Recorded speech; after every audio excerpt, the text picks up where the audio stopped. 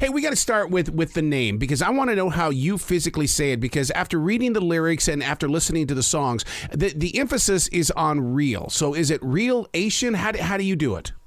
I just usually just say relation. We did it to kind of, have a little connotation of the reality that we're trying to, and the authenticity that we're shooting for. So we like the A in there and the capital L, but it really is relation. It's like how we relate to ourselves, how we relate to our outside world. And so, yeah, that's certainly fine the way to say that. Well, and the way that you guys write music, you realize right away that it's not just for you, but you're bringing a message to those that are picking up on the vibes.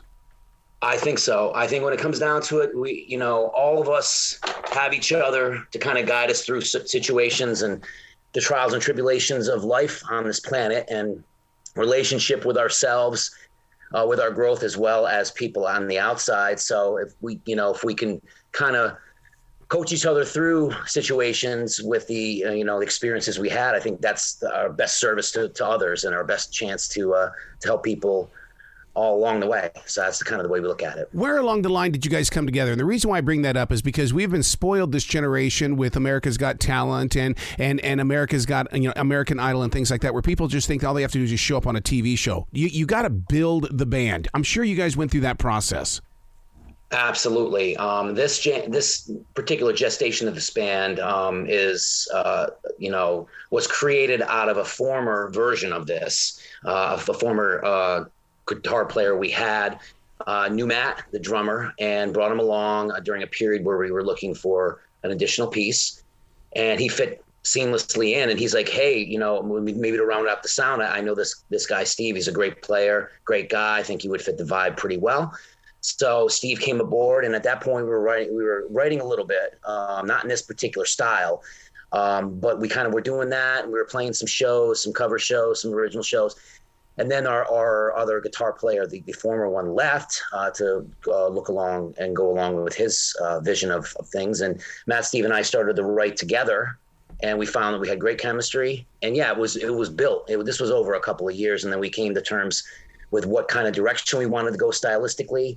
It worked kind of well with the lyrical content that I have. So we kind of built it that way, and step by step, each day a new process for this. So yeah, it's never that easy. And the projection of just getting up there and having a great voice and then things happen, there's a lot of groundwork. Yeah. as we all know. That's one of the things that my eyes went wide open when John Bon Jovi looked at Richie Sambora and said, it's my band. And I always thought, wow, I thought it was Richie's band too. So I always like to hear the band stories, because everybody has to come together to create that moment. You do, and that was a huge disservice to Bon Jovi fans, because Richie Sambora was a vital part of that sound, chemistry, and you heard the difference in the material when it came out after he left. Absolutely, and I think having chemistry together as individuals, Matt, Steve, and I get along really well. We have role in this band, in what we do and how we, get ourselves to the next step. We're working in conjunction. There is no ego struggle. I mean, we understand. We look at the song as the pinnacle, the kingpin. So whatever the song calls for, that's what you do. So you don't have to go out there and show that you're an amazing player, because if that song doesn't call for it and it calls for you to just play pocket, then you do that. And we all understand that. Well, I love what you guys do with the song FYI. That intro, man, I'm telling you, it prepares me as a listener to sit back and just move through the experience, and then here come the words. We appreciate that. Yeah, that's what we really do. We write kind of organically. So we'll come up with an idea. I, as a lyricist, will look at the tone and tenor of the material and say, hey, I have an idea for this. And the matching of those two, the best songs do. I mean, the best songs support. The lyrical content is supported by the music, and they work in conjunction. So we feel that song specifically has a really good vibe. You kind of know where you're going with it. The words match well with the music as it goes along. It's almost like the author of a book and the illustrator. It's got to come together somehow, some way, and you can't do it through an email. No, absolutely. And what's funny is that along the way, I took voice and piano for years, and Broadway, my voice teacher's like, you're going to want to learn this. And we did a lot of Broadway, and Broadway, it may be no better genre that actually does that thing. Those words and the music supports the message as it goes through. And I think that they're really able to convey the message well. How are you getting all of that sound from just three people? Well, we enjoy the tasteful layering, where melody and harmony whores, if you will. So we like to fill it up, and when you come and see a reaLation show, you're going to get that full experience. So even though there's three of us, we provide lighting, we provide video, and then we provide a backtrack that will allow you to get the full experience. The things we talked about when we first formed this was we were kind of disappointed. You go out to see a show from a band, and we listen to the CDs and the tracks, and we get really used to hearing things, and those embellishments really make a big deal and big difference. And we'd go to see a show, and it would just be really stripped down. It was kind of like, that was all right, but I was hoping for a bigger show. So we want to present the show. Yep. When you put so much focus on the reality of your lyrics, does that make you what Native Americans call the silent wolf or the silent watcher, in the way that you're watching life and you're going, ooh, there's a story there. That's where I'm going this time? I think I've always kind of been like that. I've written, and interestingly enough, there's another song on the What Lies Beneath CD entitled Not Meant For Me. I had that first passage written when I was 15 years old. Oh, wow. So, yeah. And again, observationally at that age, because you haven't really lived enough life, but you start to see life and these experiences, and you see people going through similar things. And it's interesting, the dichotomy, the difference between how certain people handle situations versus the way you might. And I just find it interesting to see the differences, and you can see the wounding and the trauma that people have had and how it manifests and how they react and show up in the world. And I think maybe talking about these things allows people to be a little less judgmental and understand that maybe, people are coming from a different pain portrait, like different situation that they may haven't been able to really rectify and reconcile yet. Well, the album cover pretty much says that, because there's depth, there's mystery. It's almost like darkness meeting light. Yeah. I mean, really, because they work in conjunction, and one is not anything without the other. Exactly. And no matter how dark something is, there's always the light involved. And no matter how beautiful life is, there's always that other aspect of it. So, yeah, I mean, again, the duality of the world we live in. Why alternative music and not country? Because everybody associates, the storytelling with country, but my God, you guys are strong on that alternative music side. Thank you. Honestly, I never really had much exposure to country music growing up. My parents were big rock and roll people. Most of the people they hung out with. So when I was growing up, they played a lot on the Excess and Fleetwood Mac and Allman Brothers and the Beatles. And all. So I got a huge, dose of that, and Matt and Steve as well. And then moving forward, we got into the bands like Tool and The Perfect Circle and Deftones. And that's where you can see the melding of those ideas. Well, just being up there in that New York area, my God, I mean, that area up there is just flooded with so much inspiration and empowerment. Yes, there's a lot of talent in this particular area, and I think people really have been able to hone their skills. And independent artists have never been in a better situation as it stands now. You can do a lot yourself. You can really mimic big studio sounds yourself. Steve is our producer. He's brilliant. We do most of the production right there at his house.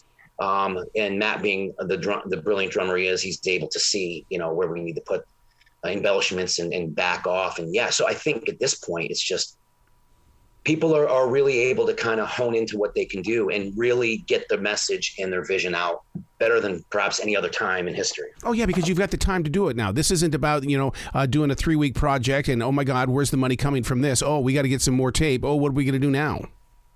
Yeah. I can't imagine back in the day how that was, Oh, you had to book the time, you had to, so there's all the scheduling issues that you can circumvent by just being able to do, okay, we're going to meet there. Here we are.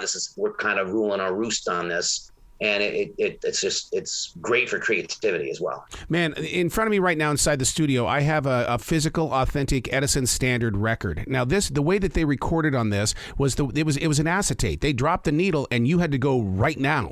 I mean, can you imagine if you would have been under that kind of pressure? Yeah.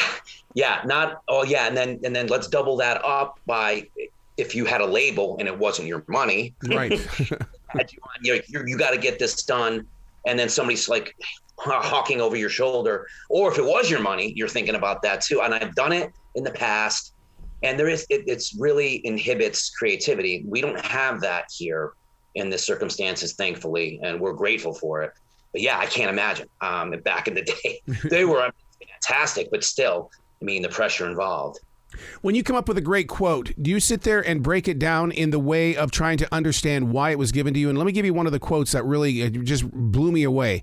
How do we affect our personal peace? That's such a great question.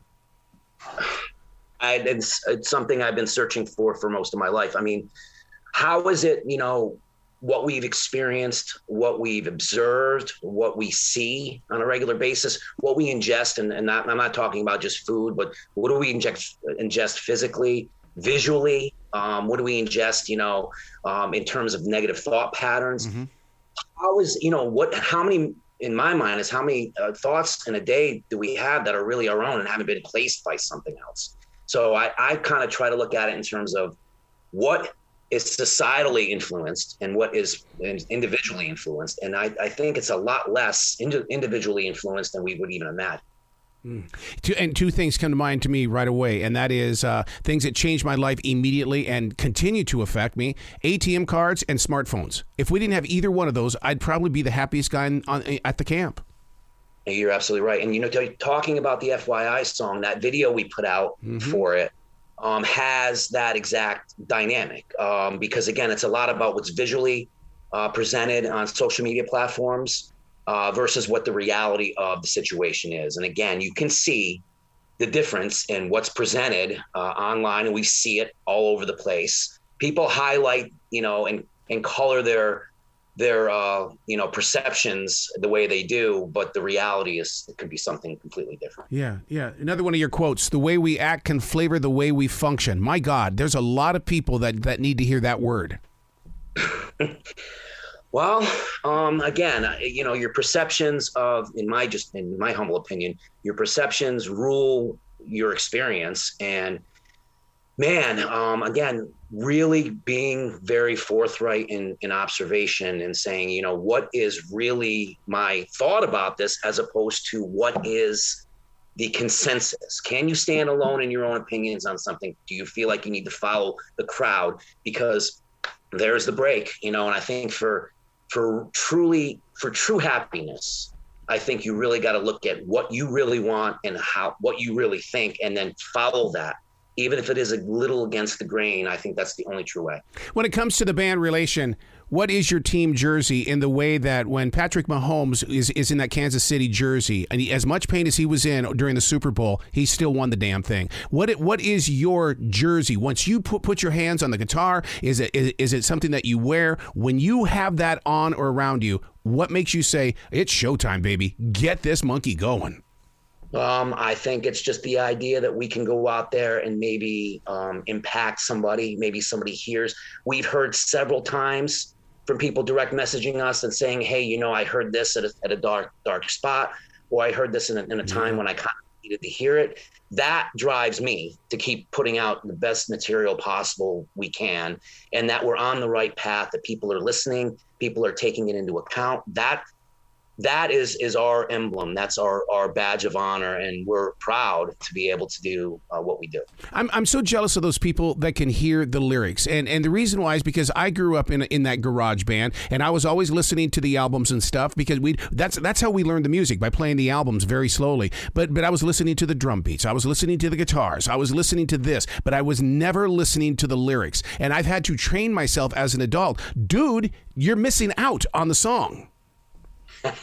Yeah, and I tell you, growing up and listening and delving in, I'm one of those people that loves like the physical CD. I want to see the artwork. I want to see how that ties in. And I want to see the lyrical content because it's a piece, and I think it's concise. It tells a story about where the artists were at that moment.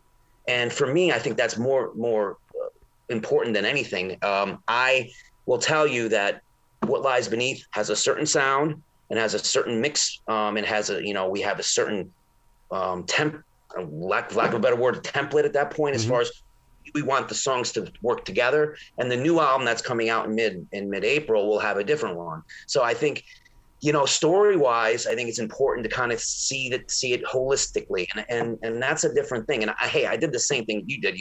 We'd stop CDs, or we would try to figure out parts that way.